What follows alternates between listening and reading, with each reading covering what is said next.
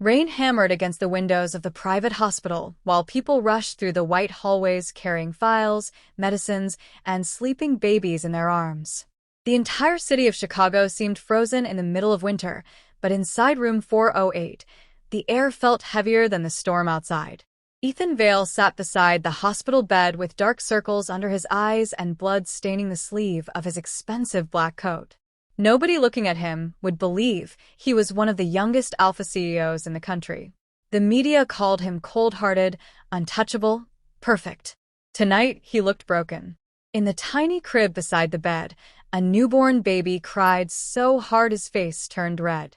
And on the hospital bed, the Omega who had given birth to the child was gone. Not dead, just gone. A letter still rested on the pillow. "I can't do this anymore. I'm sorry." That was all Noah had written before disappearing 3 hours after delivery. The nurses whispered outside the room because none of them had ever seen Ethan Vale lose control before. But when the baby cried again, Ethan lowered his head and covered his face with trembling hands. The child refused formula, refused bottled milk, refused everything. The doctor quietly explained, "Some newborn omegas are sensitive after birth. He needs physical warmth and natural omega comfort. Without it, it may become dangerous." Ethan stared at the crying child helplessly. He had built companies worth billions. He negotiated with politicians, destroyed competitors. But he couldn't even comfort his own son. And that terrified him more than anything. The doctor hesitated before speaking carefully. "There is another option." Ethan looked up immediately. In the maternity ward downstairs, there's an Omega volunteer program. Some Omegas help abandoned newborns stabilize emotionally after difficult births. "I don't need charity," Ethan snapped instantly. The doctor didn't flinch. "This isn't charity. It's survival." Silence filled the room. Then the baby cried again, weak this time. Ethan stood up, so fast the chair fell backward. "Take me there." Downstairs, the volunteer room was small and warm, nothing like the luxury suites upstairs. The walls had peeling paint. A kettle quietly steamed in the corner. Several exhausted Omegas rested with blankets around their shoulders while helping abandoned infants. And near the window sat a chubby Omega with soft brown curls and oversized clothes. He was feeding a sleepy baby while humming quietly. His name tag read, Daniel Brooks. Daniel looked nothing like the elegant Omegas rich alphas usually desired. He was round-faced, thick-waisted, soft everywhere. His cheeks were slightly flushed from the heat, and he wore old sneakers with worn-out laces. But the moment the crying newborn heard Daniel's voice, the baby suddenly became quiet. The entire room noticed. Even Ethan froze. Daniel slowly looked up. Their eyes met for the first time. Ethan had seen beautiful people his entire life. Models, actors, influencers, perfect Omegas with polished smiles. But something about Daniel felt painfully real. Warm, safe, human. Daniel noticed the baby trembling in Ethan's arms and immediately stood. "Oh no, he's freezing." Before Ethan could respond, Daniel gently wrapped the baby inside his own blanket and held him against his chest. The crying stopped almost instantly. Everyone in the room stared in shock. The baby sighed softly and fell asleep. Ethan's throat tightened. For the first time since the birth, the room became silent. Daniel smiled weakly at the sleeping child. Poor little thing, he was scared. Ethan couldn't stop staring. Not at the baby. At Daniel. "You did that in seconds," Ethan whispered. Daniel shrugged awkwardly. "Some babies just need comfort." "You work here?" Daniel shook his head. "No." "I volunteer sometimes after my bakery shift." "Bakery?" "Yeah." Ethan looked surprised. Daniel laughed softly. "I know. I don't look very impressive." "That's not what I meant." But Daniel was already used to the looks. All his life people judged him first. Too chubby. Too emotional. Too ordinary.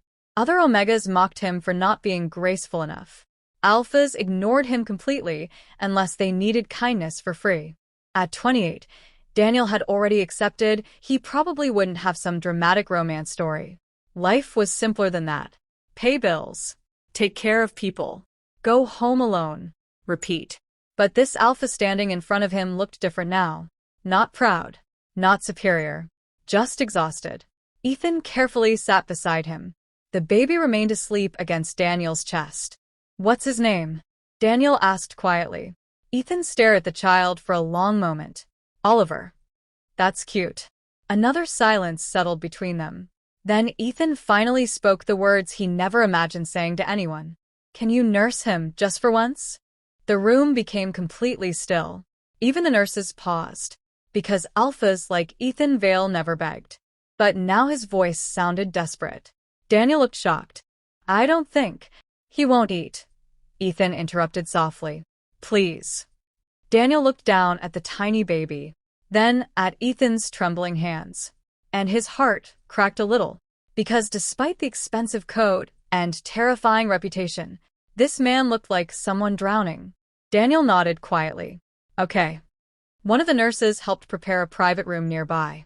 Daniel sat carefully in the chair with Oliver wrapped in blankets, while Ethan stood near the wall awkwardly, like he didn't belong there.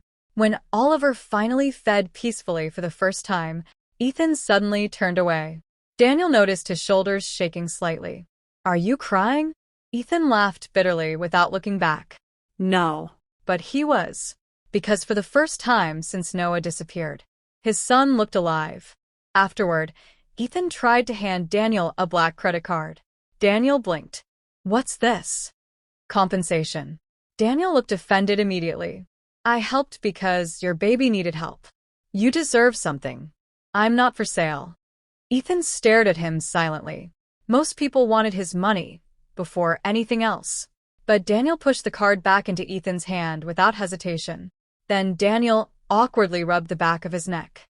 "Besides, Oliver is cute." For the first time in days, Ethan smiled. A real smile. And Daniel's heart skipped unexpectedly. Over the next week, Ethan kept returning. At first it was always about Oliver. The baby calmed down only around Daniel. Doctors said the newborn had developed emotional dependency after birth trauma. But slowly, Ethan began staying even after Oliver slept.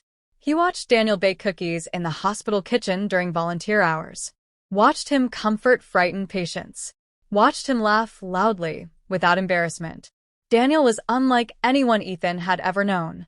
Real. Messy. Kind. One night, after the hospital cafeteria closed, Ethan found Daniel eating instant noodles alone. "That's dinner?" Daniel blinked. "What's wrong with noodles? You volunteer for free and eat this?" Daniel grinned. "Welcome to middle-class survival." Without warning, Ethan sat beside him, then quietly took the second fork. Daniel stared. "The great Ethan Vale eats instant noodles?" "I'm trying new experiences."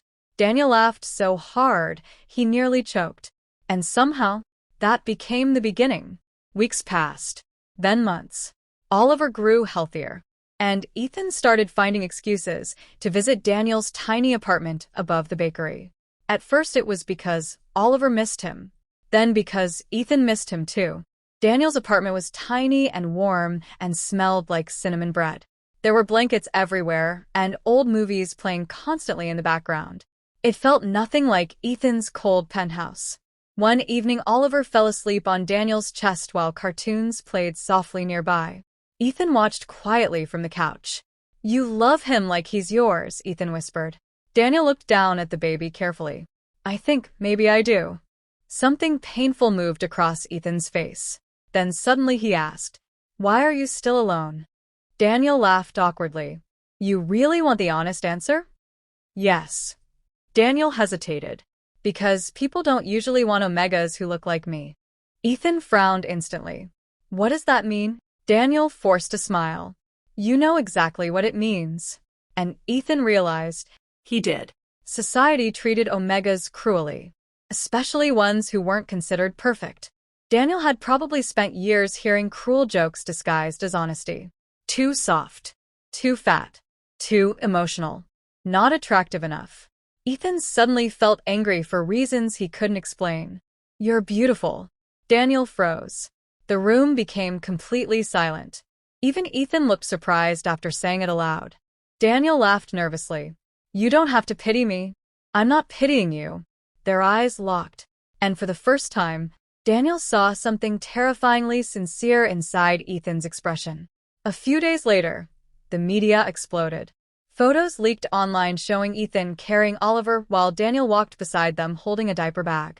Headlines immediately mocked Daniel, the chubby omega who seduced the alpha CEO. Beauty and the bakery boy. Cruel comments spread everywhere. Daniel read them alone at night while Ethan worked late. He tried pretending they didn't hurt. But eventually Ethan came home and found Daniel silently crying in the kitchen. That was the first time Ethan truly lost control. The next morning, every media company that insulted Daniel received legal notices from Vail Industries. Several reporters were publicly fired. And during a live press conference, Ethan stood before cameras and said calmly, "The omega you mocked helped save my son's life. If any of you speak about him disrespectfully again, you will answer to me personally." The internet exploded. Daniel nearly fainted watching it live. That night, Ethan returned home to find Daniel waiting quietly in the living room. "You didn't have to do that." "Yes, I did. They'll hate me more now." Ethan stepped closer slowly. "Then let them." Daniel's breathing became uneven because nobody had ever chosen him publicly before. Nobody had ever protected him.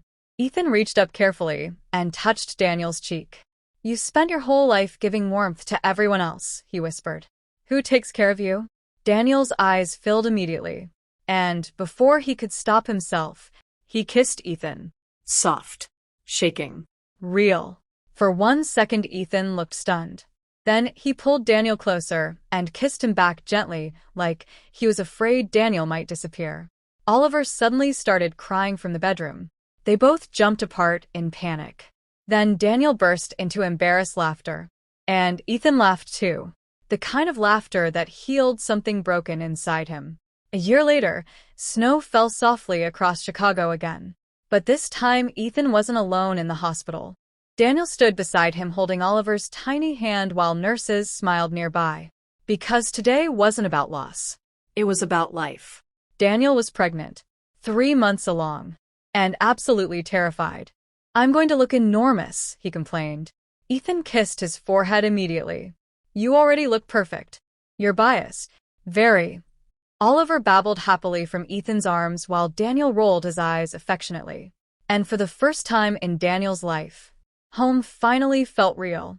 Not because of wealth, not because of fate, but because someone looked at all his softness, all his flaws, all his ordinary little insecurities, and loved him completely anyway.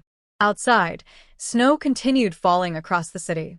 Inside, Ethan wrapped one arm around Daniel while Oliver slept peacefully against his chest. And quietly, softly, like a promise meant only for them, Ethan whispered, "Thank you for nursing him just once." Daniel smiled through tears, because both of them knew that one moment had changed everything forever.